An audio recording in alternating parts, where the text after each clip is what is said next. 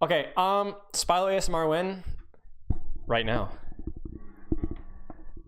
How should I position Ana when the enemy team has a good Widow? How should I go about peeking to heal my team?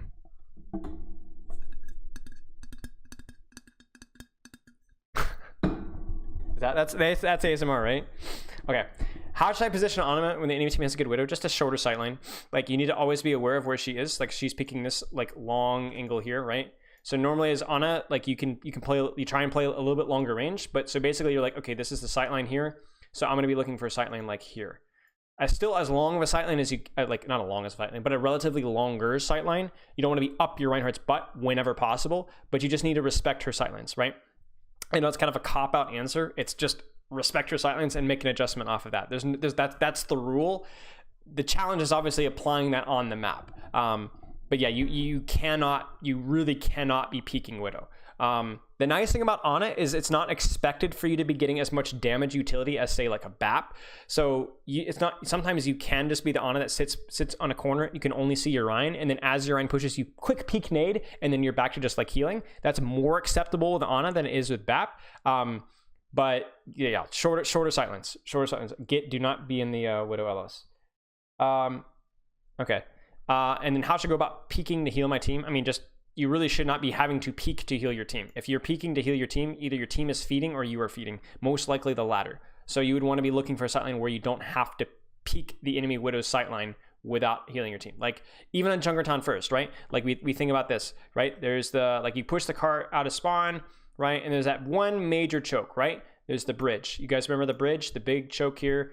And then there's like the mega in here, and then there's just a big open, you're on attack, and there's the big open Widow sightlines around here. As an Ana here, your team is pushing through here, the enemy team is here.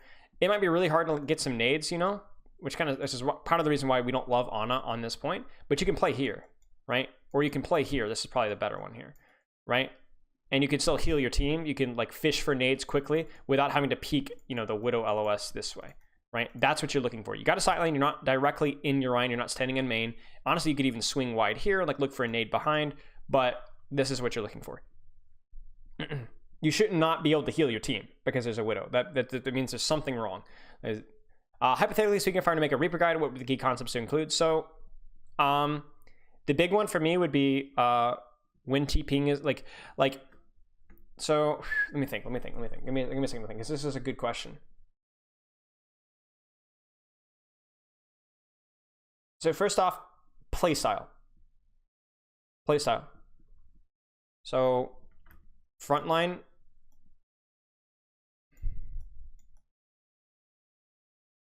versus flanker.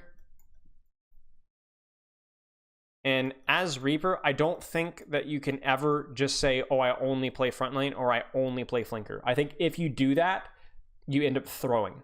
So you need to be flexible. Obviously, against a composition like a hard dive, you shouldn't be flanking as much. You should be playing and punishing, you know, shooting monkey up, right? Shooting ball up, right? And you know, it's like, but also being more flexible, like looking at the situation, be like, okay, we have to break a choke, right? So for me standing on front line, and while the Junkrat Torbjorn spams my Reinhardt, that's not going to work. That's not going to cut it.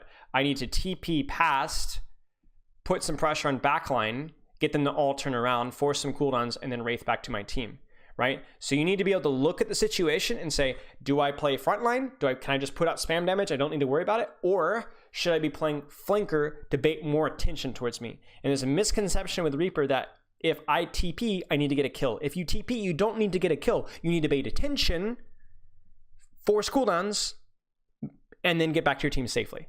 You do that cycle over and over and over again. You decide, okay, now is a good time to TP. Okay, now I go with TP, I put pressure backline, I get out, and I do it over and over and over again. And obviously, the timing of when you do it is important as well. If you TP by yourself, or not when your team is pushing, then they can all focus you, force your cooldowns without it costing them anything. So frontline versus flanker, and even when you're frontline, you're taking soft off angles.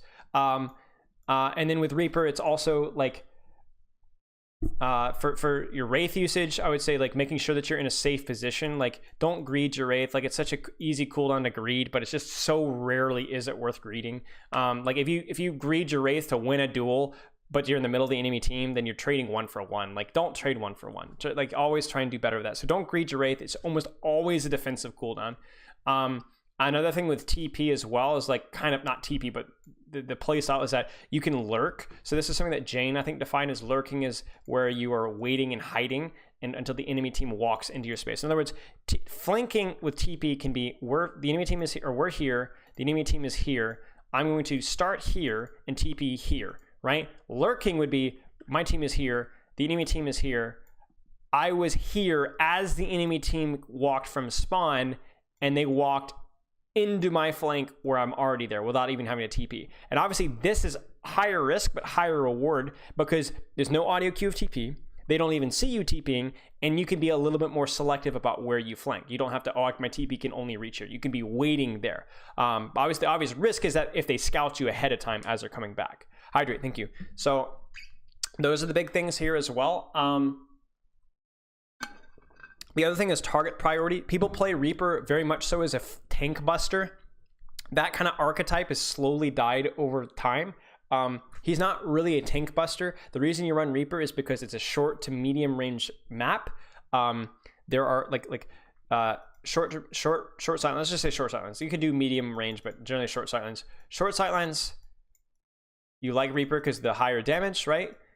And a lot of flanks. So really Reaper is like a short sightline flanker. You look at like something like a King's Row third, right? Not a lot of flanks for a tracer to use, but there is a lot of high ground, and there are flanks, and there are shorter sight lines. So Reaper on King's Row third would be pretty decent compared to a tracer. King's Row second, again, tracer's a little better in King's Row second, but Reaper's also a little better in King's Row second as well. Very short sight lines, like literally a playground. You could be hiding anywhere at any time, and the target priority. So we'll just put TP for toilet paper. Is it doesn't matter. Like, you want to be shooting people that you can kill. If you can one tap a BAP, you can two tap a BAP, you can, one tap a Zen, and so your job as TP is not to like, oh, I do more damage to tanks. If you can get a kill, that's better than shooting a Rhine. Just even threatening the kill, because again, you're playing the attention game, right? Just like a tracer. The only other thing I'd say is like with your ultimate, make like the timing of your ultimate is so incredibly crucial. Like, I don't like opening with Reaper ult. I like waiting until things get a little messy and then ulting when the enemy team, like win an actual engagement. Like, Reaper ult is so easy to counter with cooldowns, but is so hard to counter without them. Like, you can go down the list: Winston bubble, Matrix, Zarya bubble, I guess ball boop technically, Fortify, Sleep Dart, Discord, Guardian Angel, Fade, Moira Fade, Lucio Boop, Brig Bash, McCree Flash, Reaper Wraith, Widow Grapple, Ashe Coach Gun, Genji Dash and Deflect, Tracer Blink, Sombra Translocate, shoot, what else? Pharah Conk. Like, there's every hero like in the game has a cooldown to deal with Reaper ult. Like, every single one. But as soon as like mid-fight, when those cooldowns are like some of those cooldowns are used, Reaper ult is just oppressive, man. Like, how many times have you guys been like, oh, the fight's won, and the Reaper just goes die, and you're like, I guess I die. And that's because it's these mid-fight when an engagement is happening, not ahead of the team, but mid-fight. It is an oppressive ult. But yeah, I would just be with Reaper. Just be like, the big thing is like the playstyle stuff. Like, unfortunately, I haven't reviewed a Reaper in a long time, so I can't like draw it up for you. But I can tell you the playstyle is really big. Like, you play Reaper where you can flank with short sightlines to put out a lot of pressure, and obviously time it really well. It's very similar to Tracer. He's just a little less flexible with how he does it. Very similar to Tracer. The difference is obviously that he's like a lot less flexible, but he's a little less bad on frontline. Why do so many people claim Reinhardt is a very skill-intensive hero, but then say Brig takes him to about, so she has way more responsibilities? I mean, that's not really true. Like, Brig is just, honestly, okay, like, I would say Brig and Ryan, like, Ryan is probably a little harder in terms of playstyle than Brig. Ryan is way more demanding in terms of, like, solving your playstyle, but both are relatively difficult. The reason that people say Ryan is a skill intensive hero and Brig is not is because a lot of people are still like built, like have this internal mental archetype of where they expect Brig is just a brain dead, you swing into the enemy team and you win hero, which was the case for like a year and for even longer to an extent. So people still think that. If you queue up Brig now and try and play Brig like that at any rank, you're just going to feed. But doesn't change the fact that people still think that. You know what I'm saying? So she's not at all like that anymore, but people still think that. But I do think that Ryan is still more skill intensive than Brig. Slightly, but still more skill intensive. And it's just because the play style adjustments with Ryan are a lot more egregious. But I do sympathize. Like people do tend to like harp on Brig because it's just like people are used to it. You know what I'm saying? I prefer to put the questions in Discord, just for like. But if you're not in the Discord, it's not a big deal. Okay. How do you personally avoid tilt? I can avoid tilt, but sometimes just leave the game or talk against me. I mean, first off, I avoid tilt by honestly like avoiding voice chat as the second that there's a problem. So like when I play, if there's a voice chat, there's a problem. It's not even a question of like, oh, I'm gonna get tilted. It's just it's a distraction. Like I can't be bothered. Like at that point, the voice communication is no longer beneficial. So why would I be in it? It's literally nothing. We're not synergizing. We're not coordinating. It's just one person yapping his big mouth off, and that's it. So I'm done. So that's one way that it's always helped me. But the other thing is like get up, take a walk, refocus on your goals. Like you're not in there, you're like refocus on what you're trying to improve on. And then I mean honestly like those are the two big ones. Just like focus on your goals, get up, walk around, like those kind of things are similar, like the mental reset. And then being very quick to just mute somebody, being very quick to just leave voice chat. But there's a lot of videos that you can find on here. I know SVB is a pretty good one. But I would recommend people who've put way more thought into that question than my own opinion. I can direct you to them and give you my little tidbits, but yeah. Alrighty. Is using chat, voice chat, and solo queue worth? I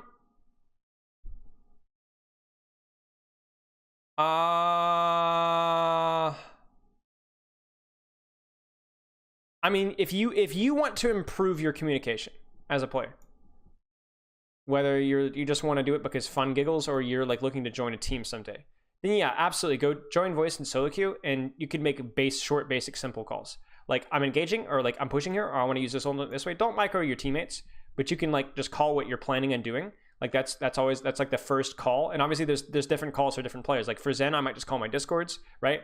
For Lucio's, I might just call like what I want to beat. For Ryan's, I might just call when I'm engaging. For Divas, I might call like the angle I'm positioning on, or like if I'm peeling somebody, kind of like what I'm doing. So don't worry about like being super leader, man, like lady, like Amazon, like whatever. Just like make a call.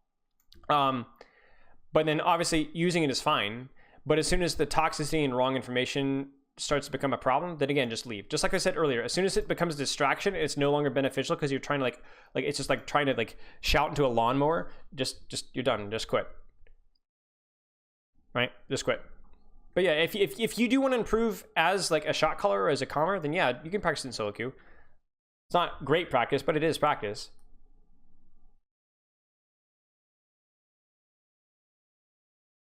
Okay, how do you maximize value as a main support? Whoops.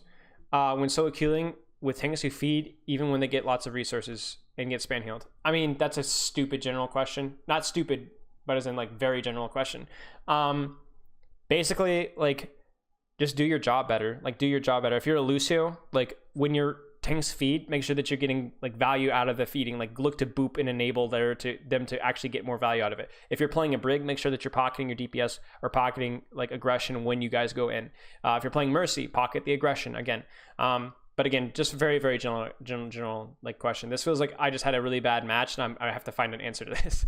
I don't know. Like get good.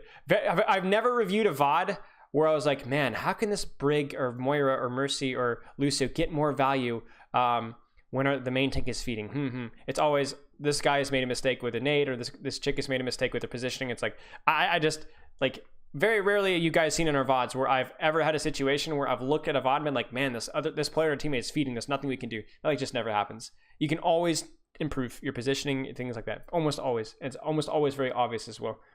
So this is kind of a weird question, so I have to give it a weird answer. Could you explain the best way to play double bull versus double bull? Yeah, the best way to play double bubble versus double bubble is to synchronize your resources. So whether you're jumping backline, whether you're pressuring frontline for space, you need to synchronize your resources at the same time. So like your bubbles, you look fish for a nade immediately after bubbles. You know, you're not going in with your monkey when your tracer is not pressuring. So synchronize your timing, not just your resources when it comes to bubbles, but also your other things, like your echo takes an aggressive position when your monkey goes in, or a more aggressive position. Your tracer is either pressuring their backline, pressuring their front line, or dueling the enemy tracer at the same time as your tanks go in, right? You don't want to be desynced. That's a very fast way to start losing resource wars, because they can, if they pressure your tracer out before your bubbles go in, then your dive is worse, right? So synchronize, like your echo, tracer, everything. And I only specify these people, but obviously the Ana, the Brig, all that kind of crap. Synchronize your pressure. Fight for flanks as well. So like obviously double bubble is not played as flanky crazy like for example ball tracer, because you're a little bit more brawl oriented. You have fewer ranged and flanker heroes. You only really have tracer. But it depends on DPS you're on. But you want to control flanks and angles whenever you can. So don't all group up as 6 and run it down mid. You might have to clump your Ana, Brig, Zarya, Winston, but at the very least you want your tracer. You can have your tracer split off. Maybe if you're playing double bubble into like a hard spam comp, you can split your Winston, right? You can split your Winston, you know, and your echo or whatever, and your, you know, Ana maybe can go on a flank. But like you want to, if it's a mirror, you still, even if it's not your Winston Ana splitting off, right? It's still your tracer splitting off, right? Still your tracer splitting off and trying to win that duel, and your Brig can help the tracer win the duel. If your tracer wins the duel, then now you've controlled the flank and angle, right? Which means that your backline can't be dove by their tracer because that tracer's AFK, and your tracer can now access their backline. And then the big one is a proper planning. So ult/planning. So like this is the case in every meta, but this is one of the most important compositions when it comes to actual good planning, because you have a lot of ultimates that are big impact, right? You have Nano, huge ultimate. Rally, huge ultimate. Grav, Pulse, Grafless Pulse, huge ultimate. Primal's okay, not like crazy powerful. And then whatever your other DPS is. But these, like, you need to know like what the game plan is and execute on those. So a little bit more of a compositional, like more of a less compositional specific feedback. But yeah, synchronize your pressure, control flanks and angles, Nano, Rally, Grav, Pulse. That's like the quick TLDR. Heyo. Okay, what do you think is the best design here in the game? Probably Zen or Tracer. Genji in there as well. Genji's kind of fallen out of favor because he's fallen behind, but he fundamentally is still a really good design here, like really well designed. Very fluid, very basic in their designs, but their execution has a lot of complexity and they feel very fluid. I think you could also argue things like Monkey are really good. And here's a really hot take. I actually think heroes like Ball and Brig, or not Brig, excuse me, Ball and Doom are well designed. Now, I don't think they're designed in terms of like they're not balanced exactly. So these heroes are can be annoying to deal with and can feel broken. But playing them, if you're a really good Doom or a really good Ball player, it's a very fluid experience, right? It's a very fluid experience, and that's like a fun hero to play. Even Echo to an extent is also a very fluid experience. In terms of balance, not so much maybe, but in terms of like feel, that these guys I say are more along the lines of are more balanced and also still fluid. But like when you play a hero like Ball, you're like, this is a crazy experience. Like, what am I doing? Like, this just feels bizarre in a first-person shooter. But then but when you get good at them, it's a crazy experience. I compare that to heroes like, you know, Junkrat or Bastion. It's just not. It's like completely. You just can't compare. Just totally different experiences. We have multiple players from one role in a roster. Do you think it's ever a good idea to try and push the players to compete for the starting role? Best try and search the team to avoid overlap too much. I mean, I wouldn't directly outright say that you guys are competing for the role necessarily, especially like potentially if it was like a professional team, like where, you know, people are being paid like salaries and things like that, and like there's like, but in terms of like, I assume that in your instance it's not, so like it would be more of along the lines of like, hey guys, like we're going to try and structure the overlap as much as we possibly can so that you guys are both getting opportunities to play. But obviously if we do end up in a meta or in a situation where one of you has to play, we're going to have to make the decision which fits the team most. So like let them know that you're not like playing favorites here, but that you're going to have to occasionally might have to make a decision that fits the team's needs at the time.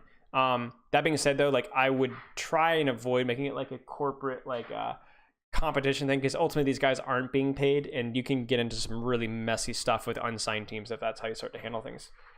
And you also like incorporate team opinion into this as well. That's important as well.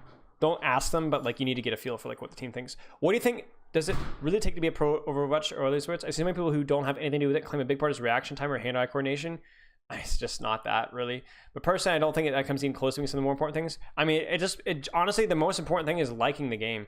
Like by far the most important, because the most important thing is grinding the game. And to grind the game, you have to like it. Like we've all had those, you know, those prodigies at 4 years old that their parents made them play violin 12 days, 12 hours a week, you know, or 12 hours a day. And, you know, eventually by the time they're 12, you know, they're a prodigy at violin, but, you know, they never really enjoyed it. And obviously those are sad stories.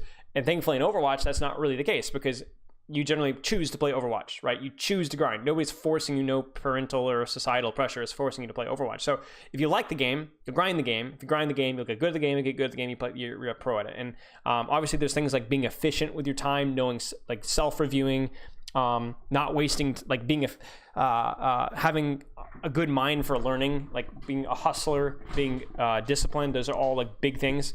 But the most important thing is just liking the game. If you don't like the game, you're not gonna last. Stop making fun of my handwriting. But that's the most important. Like liking the game and then being structured with it, like some form of structure. Because even players that aren't like necessarily regimenting out their like training time, they're training a lot, and they're training a lot, and they're not training a lot of heroes.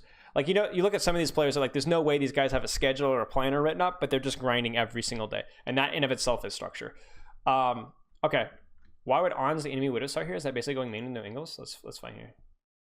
Fighting. Is this On's?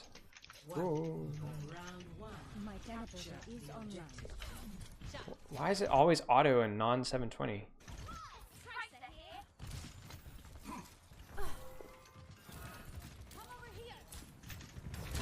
볼인가? 위도 트레인 볼 맞아 보겠지. 님이 위도 보실? 제가 따라갈게요. 위도 지금 방 안에 들어가는데. I mean, if he's talking about this positioning here, you guys tell me, why would Ons play there to start? Why would Ons play there to start? This is where Widows, like the unique aspects of Widows start to kind of bleed and affect how you position. Because positioning has context, right? Why would she position here? Like, or like, let's say, I assume this is like this positioning here. Like, this is kind of an angle-ish, but he's playing more along like with his team, like very passive. Like, what's the issue? That's Ons? Okay. So why is he here? You guys think about this. Because there's a very important factor you have to consider with Widow positioning. And this is why you'll see Widow positions that are very unorthodox when you compare them to other heroes. So where the fight's happening, sure. Yeah, that basically it, Alexa. The reason he's positioned here is unpredictability, and really that's it. Now there also might be the threat that he doesn't know if there's an enemy ball on the enemy team, so he doesn't want to split early until he like realizes like what the status is with tanks. So that's another factor. But honestly, I'd say probably 90% of the reason why he's positioned here is just unpredictability. It's just unpredictable. Like, the Zen's probably going to peek for a right click here. Yeah, there's a ball. So there's the ball. The Zarya might just walk around the corner. Like, they just... And that's where the one-shot mechanic of Widow becomes a factor. Where you just do weird things, weird angles, even bad angles. Especially, like, what if there's a Widow on the enemy team? That's another reason, like, to position unpredictably, right? You get that one shot, bang. There's your burst of value in an unorthodox location, and then you change. The reason why other heroes besides Widow are a little more disciplined with their angle control and not playing main. First off, do you notice where they're fighting? They're not. This isn't really even main. This is the fight for the flank, right? They're fighting for this angle here because they know whoever controls this will control point, right? If they control point, they cap the point, you win. So to an extent, this isn't really a flank, but also more DPS heroes are more comfortable living on angles and just kind of putting constant pressure from there. Widow could be like, all right, I'm here. Just kidding, I'm here. Just kidding, I'm here. And every single time they adjust their position, it gives them an opportunity to capture somebody by surprise. Yeah, the enemy was Widow there too. Exactly, because you can't just grapple up to high ground behind me because you're going to get dove by ball. And because every Tom, Dick, and Harry knows that that's where enemy widows go. It's very predictable. It's like every widow in gold grapples up to the high ground up there, and everybody knows about it, right? So you have to be unpredictable, especially when you know that they've got a widow, they've got a ball, etc. So this is just an unpredictable positioning, and it's a safe one too, that where he's not going to get punished for being here. Like you can see right there, that's an opportunity for him to click Sinset. Now, as the fight goes on, they say, okay, widow's here. Well, now his sightlines are dog. Like his sightlines are terrible. Once they know he's here, there's very little that he can do. So that's when he adjusts his positioning. You kind of see what I'm saying? So he's going to peek out here one more time. Still not working. No value. Now I reposition. I know Ball just used Slam, and he's definitely invested in this fight. So he knows Ball's here. He knows Ball's used Slam. He knows that they know he's over here. So that's when he changes his angle, right? And that's where his pressure like starts to matter. And he has to be really careful because Tracer can climb up here. Oh, he's dead. He's dead. The pain. Okay, but you can. I hope that kind of makes sense. Like, so basically, like, control the angle. That was an angle, first off, even though it wasn't a great sightline. Be unpredictable, and then split off once you know that your threats aren't there. Yeah. Yep. Okay. But that's a great question. I love questions like that, where I get to like actually kind of think about something, kind of solve it. Oh gosh. Eventually, chat. We're gonna fix this. I apologize for the stupid thing that's not supposed to be. Okay. All right. Okay, this is a wall of texture. Holy cow. I gotta finish chewing. That was my hammer time, like, cues. It's bugged now, so it just goes off whenever. That's my bad. How do I play into an Ashe in defenseless Tracer in offense? Scenarios, my team is running Korean dive. Winston, Zarya, Tracer, McCree on a Brig. Enemy team is running Winston, Zarya, Ashe, Tracer on a Mercy. I think it's very hard to get shut down on Tracer. It's very hard to get stuff done on Tracer where I have a Tracer and Ashe constantly contesting your angles. So first off, if you have an Ashe hard contesting your angles, then your angles probably are trash. Like the angles, like maybe I would have to look at the map. So there's a chance that maybe this is a problem, but like really, if you're playing into a Mercy and it like there's no ball, there's no Sombra, there's only Tracer with a Mercy, not even with a Brig, just with a Mercy, no Harmony Orb, no nothing. Like you should be winning that fight. How much for a ball sack reveal? Boy, you're funny. You should be winning that fight. And if you have an Ashe somehow contesting your flanks, so first off, if the Ashe is contesting your flanks, then the Ashe is not shooting your tanks or your backline. And that's really inefficient of her. So you take that trade first off. If your team is actually taking space or fighting, then you take that. You're like, hey, that's fine. You know, I've got an Ashe, Tracer, and Mercy on me. Sure, poggers. All I have to do is survive and we win, right? But if she's contesting you while you're staging, then you're probably just staging like poorly. So first off, get packs, bully that Tracer out. She should not be able to beat you with packs. Because on a pocket, Mercy pocket, meaningless. It's not gonna be enough. Troll attempt failed. Sorry, mate. Good luck next. Good try. Good try. But I don't know how an Ashe should be contesting your angles as Tracer. You should like maybe peeking around for dynamite and like aggressively pushing on you. But again, if you're timing your pressure right or on the angles, then the Ashe will not want to be looking for you. She will want to be shooting your tanks as you guys are rotating. No.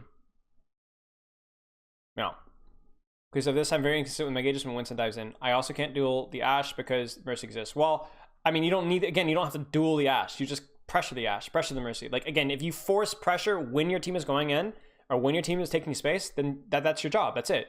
Like, Ashe, Mercy, Ana should not be able to beat you guys consistently enough if you guys are able to rotate and you're able to, like, put pressure on the flanks. Because the problem is that Mercy is so fragile to you that you force them and the Ashe to do really funny and goofy things that you guys can follow up of. How it goes for me is that I push to a choke, blink to an angle on the right or left, and as I setting up position for myself, I get poked a bit, so I grab a health pack. Then I try to drag attention when Winston engages, but I usually just get scouted by Tracer or Ashe, then I'm forced to back out and no possible way of flying with my Winston. So yeah, if your Winston engages and the Ashe is looking at you, then like, I mean, you just take that. You take that, mate. Like, you take that. Because, again, I'm just shocked to hear that mid-dive and Ashe is focusing you down and not your monkey, or not your Zarya. That's just weird to me. In which case, okay, fine. The Tracer, Ashe are hard bullying you, whatever. GG, go next. get an armor. First of all, you should be trying to get armor back, so your team should be rotating. Like, you should be like aiming for that. But like, whatever. If you got Tracer and Ashe and Mercy on you, sure.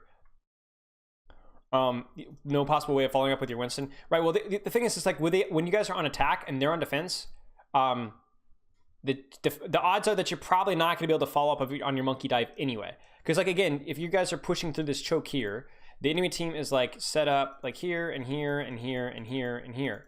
You have to clear before you get to the back line back here. You have to beat this guy out. You have to get this Tracer, right? You have to get rid of, you know, their monkey, right? You have to, or on this side, right? So if your monkey is just legit just going in onto their back line, that's your monkey's fault. Your monkey should be rotating. Honestly, your monkey could be rotating with you, right?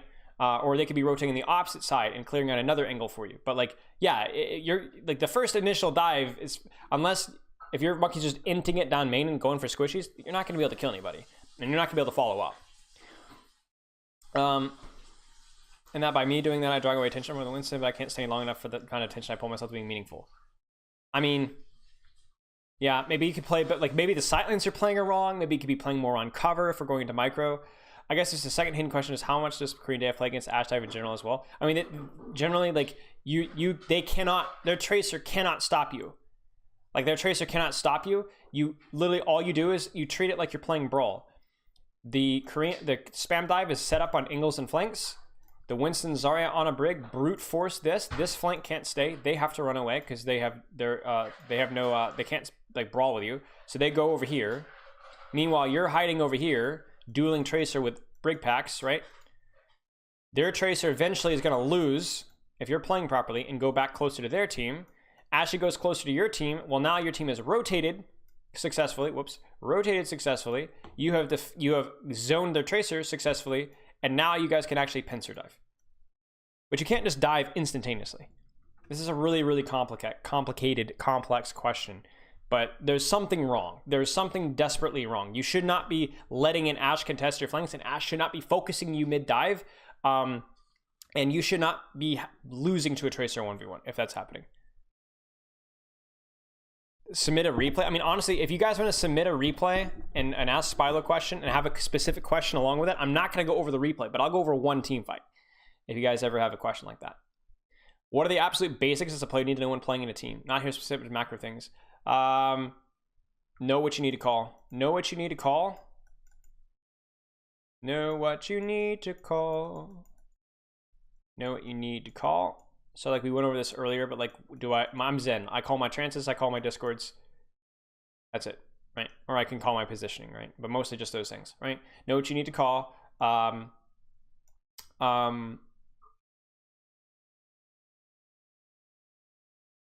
mean, I guess just if we're just talking about only in-game, know what you need to call, know your role in the composition, know your role in the composition. So if you're playing a composition, even a goofy one, like why am I playing this hero? Why am I playing this hero? Like what is the purpose of me playing this hero? Don't just like zone. Oh, I pick Ana and Brawl. Well, why? Why do you pick Ana and Brawl? Why don't you pick Moira and Brawl? Why don't you pick Bap and Brawl and like play to those strengths? And then like outside of scrims, like keep each other accountable. Ask for feedback. That's something that a player should always be doing. But that's like absolute basics. When preparing for a Rialto defense, holy cow, you guys are spamming me out. I don't know if I'm trying to keep up. When preparing for a Rialto defense, the new knowledge of hints what the enemy is running, where would you default to is Ana? So like Rialto defense would be like, you know, this is their spawn. Here's the bridge here. Here's the next little chunky thing here. It turns down this way, right? And it like goes like that, right? And then there's like this little building here, you know. And you know there's the mini, and then there's courtyard down here, right? So as Ana, I'd probably default to like right here on this corner here. Figure out if your team is going to be taking the fight here. Most don't. Most will kite. If they do, then you just kind of play here, or you know you can play like here-ish. And then if they do kite back to here, which most teams will, then you're probably going to play somewhere along these. Like I like the pillars here. Because you get a little bit of an angle, like your Ryan is going to be like playing this corner here, and then you know you can kind of split off and get like a nade back here, right? Like on this little angle here, like nade here. And you're also not like the big thing that people lose to is they lose to this crap here, like a McCree will flank through here. So you need cover against that as well, or you'll lose to something goofy coming from this flank here. So that's the general guidelines I'd say here. Why is Moira run over BAP in some comps, some maps, even at the A level? If it's a really, really, really fast tempo composition that doesn't want to slow down and there's no poke at all. Basically, the only thing that Moira has over BAP is that she's faster. She's faster and provides more survivability. So if you're rotating a lot, moving around a lot, and not like poking out anything and not standing still at all, you want a faster hero and a hero that you don't have to slow down for at all. That's Moira's unique value. It's a weak value and why she's not played very much, but that's the one value. I think it's bad utility. Like survivability should not be utility. You know what I'm saying? Because that's just a crutch for lower rank players. It means that at higher ranks, when survivability is not as important most of the time, it means she's not picked. Because yeah, I play at diamond level on a team. Or coach somebody to use BAP shift ability when you're on a brawl and about to engage. Is this a good idea? It does give him a few seconds of self heals like maybe. I mean, like be respectful to your coach. Like talk it out with your coach, with your concerns with your coach. But what I would adjust is like, don't use it when you're in, like when you're about to brawl, about to engage. So okay, let's put it this way. I would not like it about to engage. I don't think the duration is long enough for that to be meaningful. I would use it like Moira Orb as the engage starts. Then that probably makes more sense to me. I still don't think that's a great way of using it, but there's a lot that can work just fine. Because if you're doing it as you're about to engaging, you're losing at least half of the value because it's not going to be like because your entire team's not going to be taking damage during that first little bit. Okay. You guys are being toxic. How'd you go about ult checking with something like Widow or Ashe? Most of the time, mostly about what do you do with the info? Like I'm sure they have Shatter. What am I gonna do about that as a Widow? Or Blaze gonna be a big one as well. I mean, if you're a Widow and Ashe and you know that they have Shatter, like okay, doesn't matter to you. You know they have Blade. Just play like distance a little more. Like if there's an ultimate and you're like, okay, there's absolutely nothing I can do about that, or there's nothing that like there's some ultimates like you might look at like a beat and be like, okay, I can't like, you know, they're gonna be playing hyper aggressive most likely this fight, so I gotta be careful about that. Or like, I don't know, like Nano Blade. Okay, if they have a Nano Blade, like I'm gonna go like crazy flank and try and like clutch because we're gonna lose otherwise if we don't have a counter ult. But if it doesn't really directly impact you, then the only other thing I can say is maybe it can dictate how aggressive you should play. But that's about it. That was a good advice, Beeper. Well, yeah, things going off all day long. Can't sleep. I wake up. I think of a great idea that Beeper wakes me up. It's terrible. Do you think that this year is the best year for someone to go pro compared to previous years, considering that pros are leading along with what I thought? I mean, it's a simultaneously issue. It's like there's a lot less competition to go pro right now as a coach or a player. Like, no offense to some of the tier 2 teams I see right now. Like, some of the rosters are kind of sus when you compare them to, like, especially in NA, like what happened like last year. Like I'm seeing like 4.5k players and contenders, and that just cracks me up. But also the competition's a lot lower, but also the demand's a lot lower as well. It's like it's the supply and demand, right?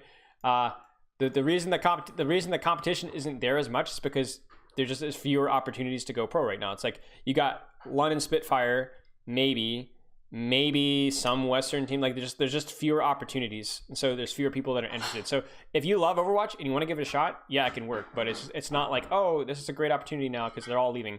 It's not like, oh, you're the only person in the world that really like. There's a reason why more people are retiring, right? Yeah, sit down, midget. Honestly, I would RKO again, but I can't. When you play Brawl versus dive comp with high ground control, would you rather play Mei instead or pick a Reaper and Kree as a Brawl comp? I mean, I'd pick both. Like, I like Mei and Kree both. And then, yeah.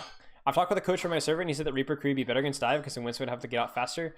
But I can't accept that you just stun and shoot when somebody comes close. Well, first, the problem with Reaper Kree is the Mei isn't just there for, like, you know, wall and rush. It can be wall and rotate, right? It can be wall and rotate. It can be the monkey dives and you wall him off so that he's completely isolated, right? It can be isolation dive. It can be the other thing with Mei as well, which chat you should be thinking about this, is there's better poke. Like Reaper has much worse poke. So what you can do with Mei is you can be like do like this, like, you know, our core here, our backline here, Diva's split here, Mei's split here, and dive. What do you dive? You dive backline, right? Mei walls you off, and she can either freeze you, which is not really good, or she can poke you out. But the other thing here is, like, when the Mei's split, as you're staging, she's literally like a sniper. It depends on the dive that you're playing, but if you're talking about like Sombra Tracer dive, Genji Tracer, anything like that, anything without a lot of poke, Mei could just split, like just split and just play like another sniper. Whereas Reaper, what is Reaper going to do in a split here against a dive comp? Reaper's going to stick with his backline. That's the only value you can get. So Mei gives you the opportunity to poke out the enemy dive and deny them space better than Reaper can. And the wall is still good utility. I think Reaper Kree, if you're going to like clump up, obviously better. But I disagree that Mei is like, Reaper's just fundamentally better. But yeah, it depends. It's not a bad pick. Reaper's fine. You guys are hurting me, like physically hurting me right now. Oh, Ben Shapiro. You already asked me this today. You can't cheat and do 2. Darn you. All right, Bastion guide. All right, 2 ways to play Bastion. Brawl Buster, where you have the very traditional, I'm playing with a shield, I just clunk into turret form and just mow them down, right? And timing, well, actually, we'll talk about this. Brawl Buster or Flanker, where you go funny angles, funny flanks, and time it really, really, really well, right? But you need to be unpredictable. So the thing with Bastion is 2 things. You need to be unpredictable, because shields just don't live long enough for you to be able to just kind of turn your brain off and just mow them down.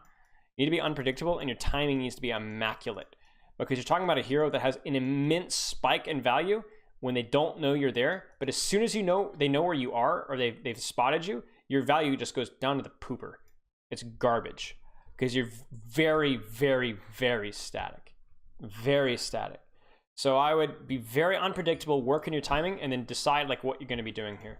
So I saw your review with Temporal about like the splits with the Sigma, and yeah, it was more about like, you saw how like the Brawl Buster traditional playstyle wasn't going to work there in the Koth, so you needed to flank off with your Sigma. That was good, but the problem obviously was the timing of when you were doing that, and then because you were scuffed up in your timing or in your locations, that you got bullied going back to the Brawl Buster playstyle, where you just weren't very effective on that particular map. The other thing with Bastion is, I mean, everybody knows like the little tips about like, you know, right, like you should be healing when you're not shooting, heal when you're not shooting. You know, swapping when you have to reload, you can swap to recon mode because it reloads automatically and you can min-max your damage output. The other thing with Bastion is like his ult is good on an angle, like really, really good on an angle. His ult is like hot trash on main. Like there's a lot of ultimates that are better on angles. And there's some ultimates that you can make work on main, even if they're not optimal. Bastion's ult is just garbage on main. It's just terrible. Like it is so easy for them to just hide behind a corner. And you're very mobile as well, so like there's really no excuse for it. So I always like, don't have that like hard flank, but almost always his ultimate gets more value on a slight flank or an angle. Trying to think anything else with Bastion. One other thing is target priority as well. So a lot of times I notice Bastions will hard focus tanks, and that's good at like longer ranges, but once you get to proximity, don't focus tanks as much. Like you want to focus who's going to kill you. Like I see a lot of Bastions, there's like a you know, there's this Zenyatta just walking up to them, discording them, and they're going to keep shooting Rhine Shield because Bastion breaks Rhine Shield. Yeah. Shoot the flippin' Zen. He's standing out in the open. You do immense damage to all heroes, squishies, and tanks in close ranges. The only time that you really focus tanks is if there's nothing else but tanks to shoot, and or long ranges where your fall off or your spread becomes an issue. But outside of that, like focus on that. Hopefully that helps. But yeah, timing and unpredictability is like the big thing with Bastion, because like you said, he's an unorthodox hero and he's very easy to counter, so you like have to be really heads up. Okay. I feel bad enabling Bastion players now. I feel guilty. It feels like literally, yeah, well, it's strong to other flank DPS as well, but the thing with Bastion is it's like it's literally just his kit. Like with Reaper, we talked about timing and unpredictability a little bit, but not, it was like Bastion, it's literally, that's all there is to him. He doesn't have like any cooldown usage. That's it. You have any tips for keeping yourself motivated to play for longer amounts of time? I'm going to stop and do other things even though I know more would help me improve. Well, like, how badly do you want to improve? How badly do you want to improve? And how can you keep it fresh for yourself? So like, So like there's two ways of looking at this. One, you can make it that you dread less. So you dread the action less, or you're motivated more. So you need to provide, like, what are the benefits of training more, right? What are the benefits of training more? Is it, oh, I'm going to really want to get better at Kree, right? Or I really want to grind through this terrible thing because I really want to get diamond so that I could join a team, right? Or dread it less by being like, hey, I'm going to play a bunch of games, but then if I start to get like tilted or frustrated or tired, I'm going to get up, walk around a little bit, drink some water, and, you know, hey, maybe I'm going to be like hard focusing on this topic, but maybe I'm going to change my focus midway through the training block. Maybe I'll focus instead of focus on being like flanker and try some flanking positioning stuff. So either make it less dreadful by doing a better job of like breaking it up and keeping yourself motivated, or give yourself better goals so that you're more willing to work through it. It's either like you survive starvation by either making the reward at the end of the starvation better, or by eating a little bit. You know, you either make the trip easier to survive, or you make the end goal more motivating, one or the other. But very general tip there for me. What do you think okay, by the way, this is it right here. We have to call here. What do you suggest to do to improve on days that you feel like crap while you're playing? Either your aim is messed up, or you mess up your positioning way too often. Continue playing, like pushing through the pain. I mean, honestly, like take a mental reset. Like just get up, be like, I suck today. I suck. I'm play bad. I'm not focused. I'm not doing anything right. But you know what? Nothing I can do about it. Don't worry about it. Happens. Big deal. I just know that even on like the bad days are what make the good days happen. Because that was something I learned a lot when I was grinding to GM. That the days or the weeks where I felt like I was playing like hot trash, and I would self-review, and I would always feel like those days and weeks were like, okay, that's it. I know next week it's gonna like something's gonna click, right? Because I pushed through it. But don't get down on yourself. Don't lie to yourself. Don't say, oh, I'm playing great. No, you know you're playing trash. But understand that it doesn't matter that much. Like that you're going to go through days where that's gonna happen, where you're either gonna be challenged too much or you're gonna be playing poorly. Just look at it impartially, be like, I'm playing poorly today. I'm going to train through it, focus on my goals. If everything falls to pieces and I don't even improve my goals, it doesn't matter. At least I went in there and gave it my best effort and go again next. And you do that again and again and again, and you know, good stuff happens.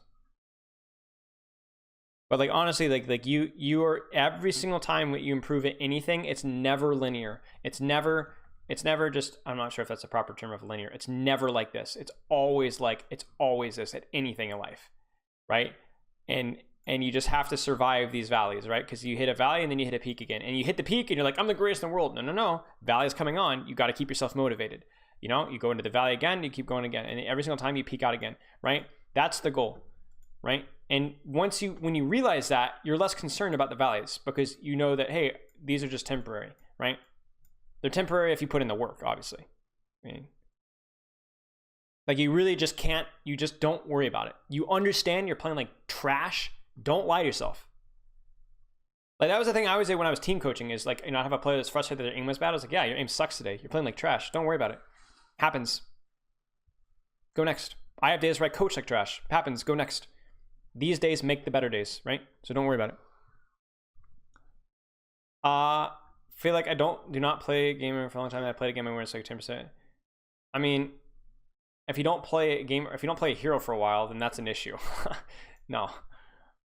I mean, if you don't play a hero for a long time, then yes. I was the type of person that, like, if I took a day off from ranked training, I didn't even play a lot of ranked. I played like 2 hours of ranked a day. But if I took a day off, dude, I was trash. But if you're saying that, like, you took a break and then you're like really good at the hero, and then the more you play, you get bad again, that's just normal. That happens to me all the time. I'll take a break from Overwatch for like a week or 2 weeks. I come back, I feel like my aim is like literally like I'm a mechanical master.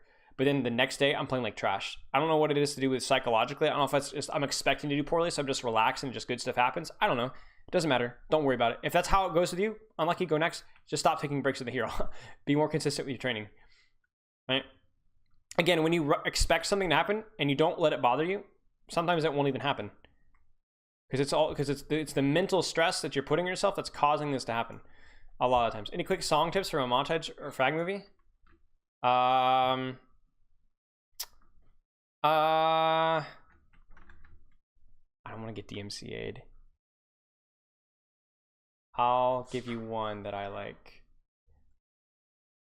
This is chat. I'll type it in chat. You guys will do it. This one is pretty good. It's a little old school.